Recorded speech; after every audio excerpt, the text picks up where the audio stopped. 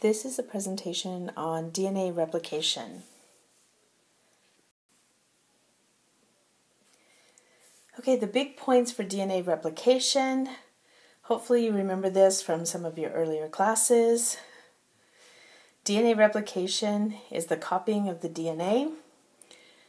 Why you're copying it is because genes are made of the DNA, and genes are on both strands of the DNA. So when you are going to make a new cell, for example, you need to make sure you have all the genes available, so you have to copy all of the DNA. Second, DNA can only be made in the 5' to 3' direction.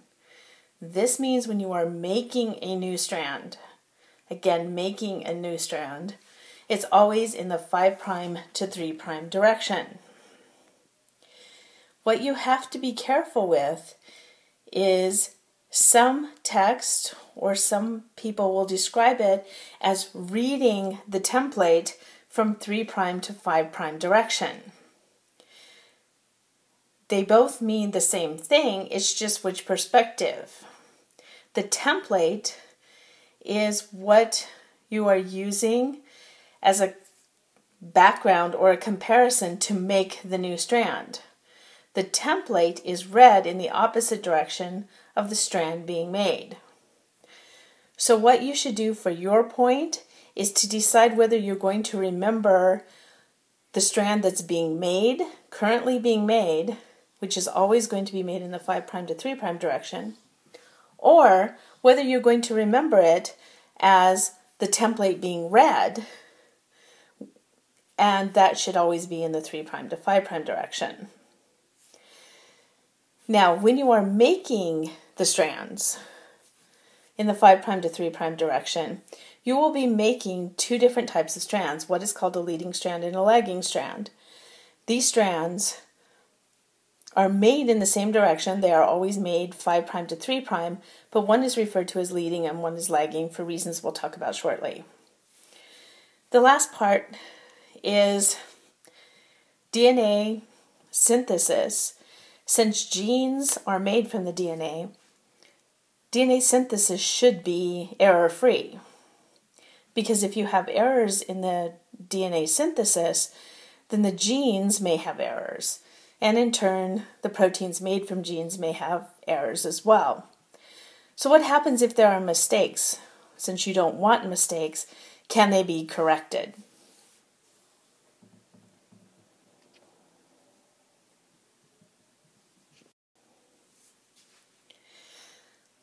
All right, now with the DNA.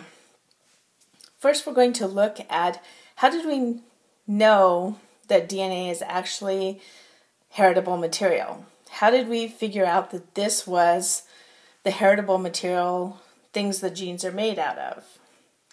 There were different possibilities, especially proteins were among the favorites for what was actually heritable material. Why proteins? Because there's so many of them compared to DNA. DNA also has a simple structure. It has 4 nucleotides. There are so many possibilities when you're making proteins because there's 20 different amino acids. So proteins were thought by many to be a much more obvious choice for heritable material.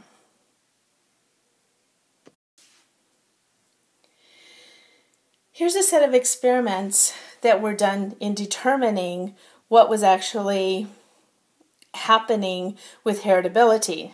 Now it comes in 2 parts. And sorry on mine, it's a little off scale. So what we are starting with here is different strains of bacteria. And they have different effects if they are injected into mice. So if you look at the top, there's an R strain and an S strain. The R strain, if it was injected into mice, didn't really have any serious effects. The mice lived, no real problem. So the R strain was considered benign, the conclusion at the bottom. However, the S strain, if you noticed, if it was injected into the mice, the mice died. Therefore, the S strain is considered virulent and dangerous. Now, the next set is what happens if you heat kill the S strain. Here, what you are doing is killing the S strain to see if, even though it was killed, would it still be virulent and cause the mice to die. But notice the mice lived. So in this case, if you kill the S strain, the mice should live. Now they did the next experiment, which was important. They took a live R strain, which if you remember back here, the mice live. So there shouldn't be a problem with the live R strain. Then they took a heat-killed S strain. Again, in theory, just with the heat-killed S strain, the mice live. So either one individually, the R strain alone or the heat-killed S strain alone, the mice live. But now they put them together, a live R strain and a heat-killed S strain. But notice what happened in this case. The mice died. So it was assumed that something in the S strain, even though it was killed, switched to the R strain and caused the mice to die.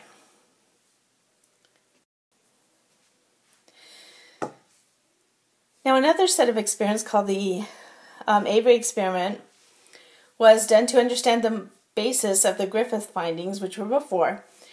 What is passed on, DNA, RNA, or protein? Again, mine's a little big here.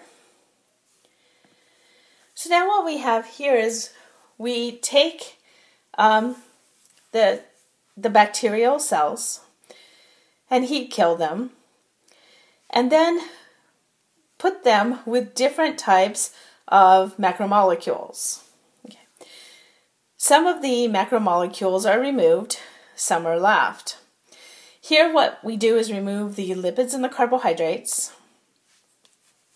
Then in the next step, so the lipids and the carbohydrates are gone, just to kind of clarify that. Lipids and carbohydrates are always removed. Then what you are left with is either proteins, RNA, or DNA. Then after that, with those three left, an additional component is removed. So in one set, so we'll call this number 1, the proteins are removed.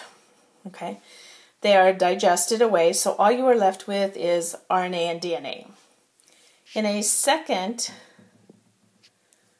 line of experiments, the protein is left, but the RNA is degraded and removed, and the DNA is left. So now you've gotten rid of the RNA. That's a separate container or experimental setup.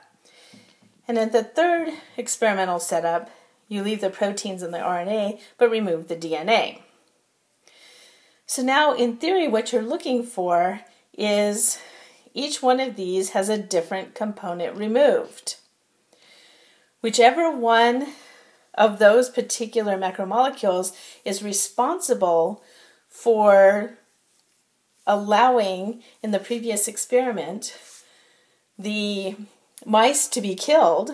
So whatever was being transferred from the heat-killed S into the live R, whichever of those particular macromolecules was the one that was being transferred, if you remove it, then that should change the results of the experiment.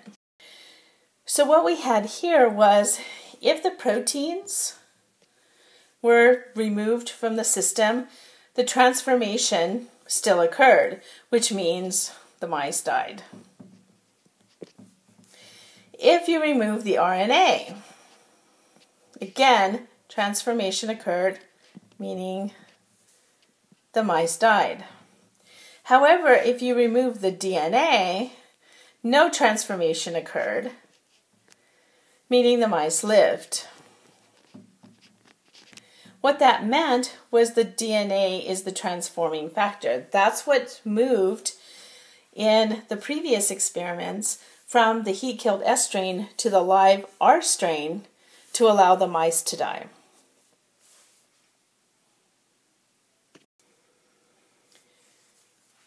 All right, now we're looking at DNA, the heritable material. If we're going to look at how replication of that heritable material occurs, we need to remember what DNA looks like. Hopefully most of you, this is very familiar to you. It's a string of nucleotides. The particular order of the nucleotides is going to be important for the genes, and those genes and the order of those nucleotides are transferred into a corresponding copy of RNA, and that serves as instructions to make a protein. Okay, now let's look at DNA, the structure of DNA. Again, you should be familiar with this, but I want to point out a couple things in particular. First of all, the structure over here of the deoxy nucleotide triphosphates. NTPs is just the generic for the nucleotides, because you don't know whether it would be cytosine or guanine, for example. But it has the, sorry, mine's again a little big. But notice again, it has the triphosphates. This is going to be the main subunit that is going to be added to synthesize DNA. When you synthesize DNA, make a new copy of DNA, what has to occur is this reaction over here, the formation of a phosphodiester bond. This creates the sugar phosphate backbone that is the basis, or the backbone part, again, of DNA.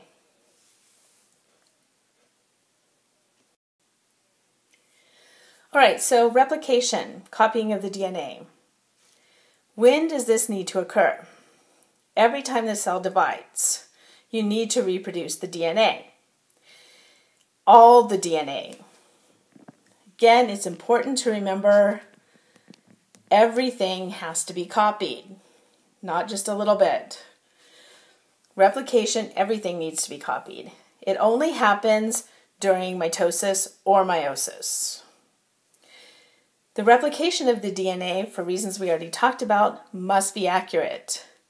If you make errors, those errors could affect the genes and in turn the proteins that are coded for by those particular genes.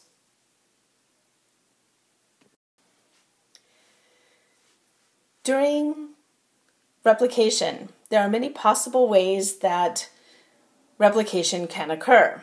We're going to look at the mechanism, but there were several hypotheses of how this actually happened. The hypothesis one was that it was semi-conservative replication. This is the original strand of DNA in gray, up here. And with the semi-conservative replication, what would happen is the two strands of the DNA would separate, and each of those would form a new strand. So in the picture below, the red would be the new strands. So each of the two copies that are made, or two strands that are made, would consist of half of the original strand and half of the new. This is semi-conservative replication, and this is what actually happens. There were other hypotheses which turned out not to be true. Conservative replication, in which the original strand ended up being conserved completely, and the entire new strands were a separate DNA molecule. Again, this isn't what really happens.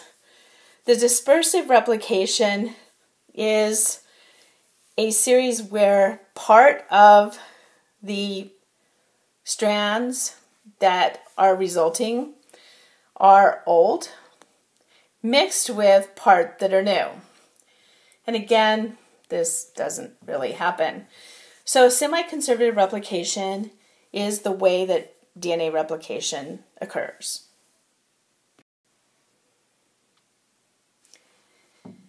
The discovery of DNA polymerase was done by Arthur Kornberg.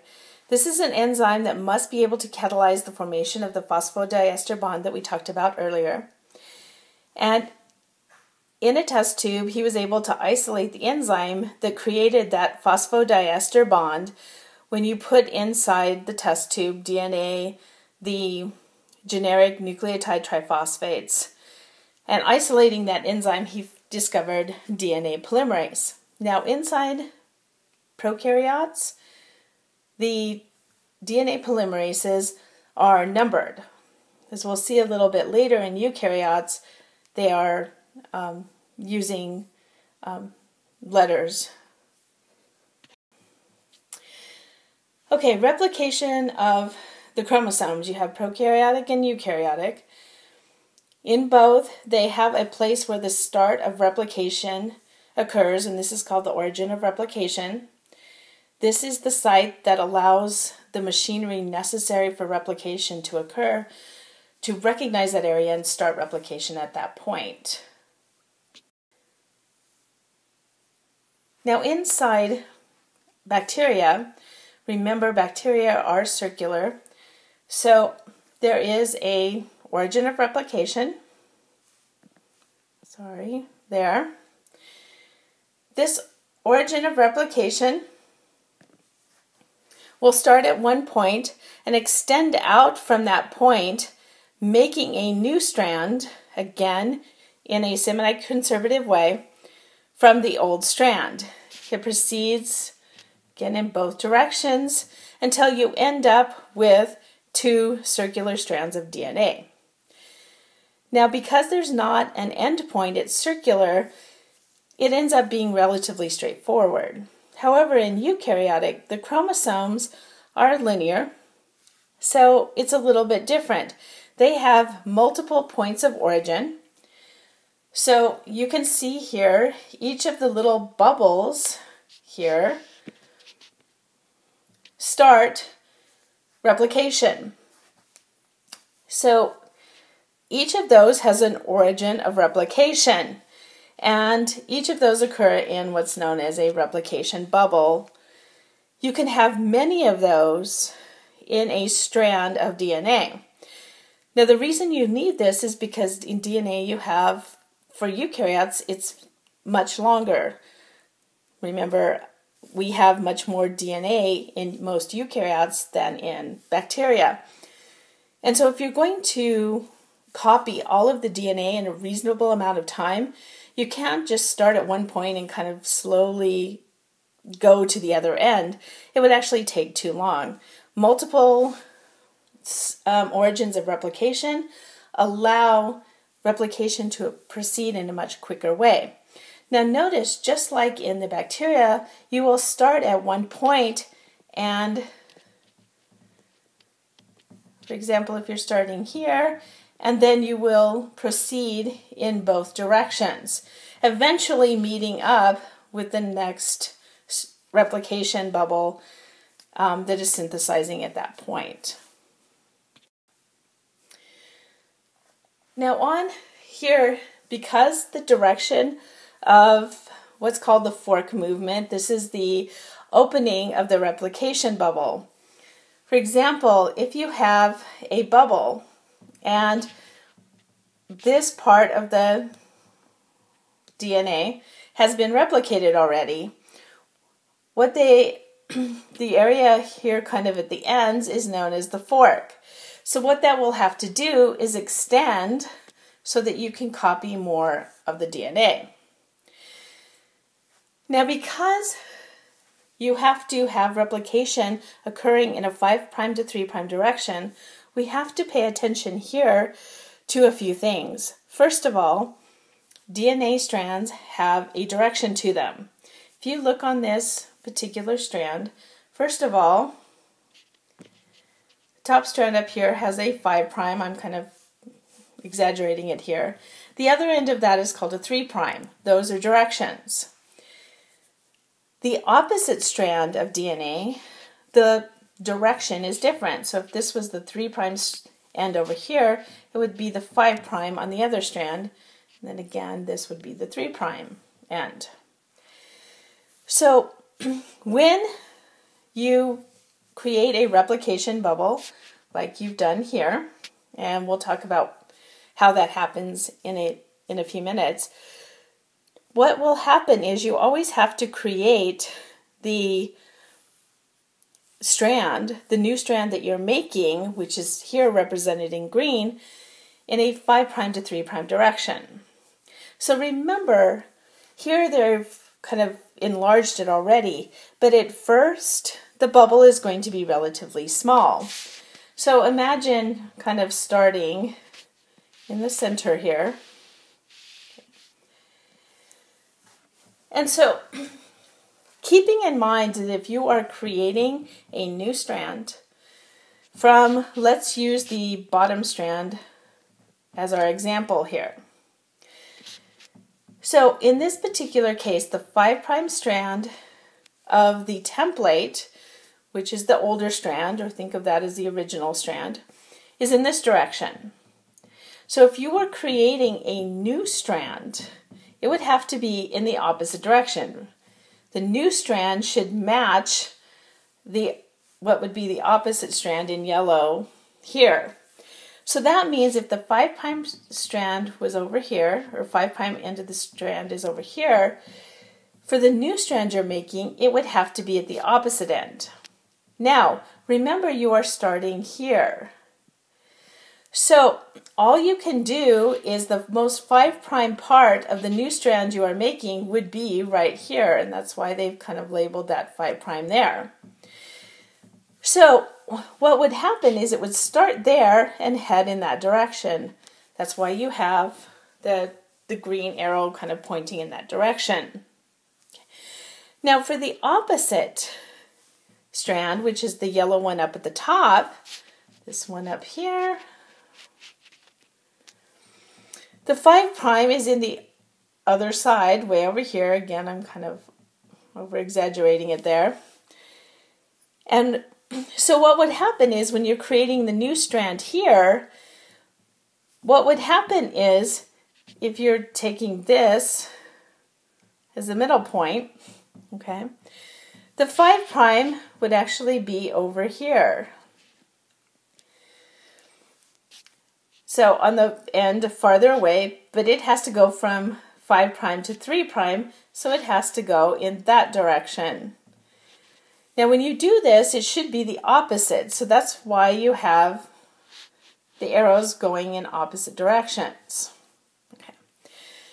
Now if you have that much so far, we are pretty good. I will be stopping the tutorial for this part right here. You will get another presentation continuing on from here.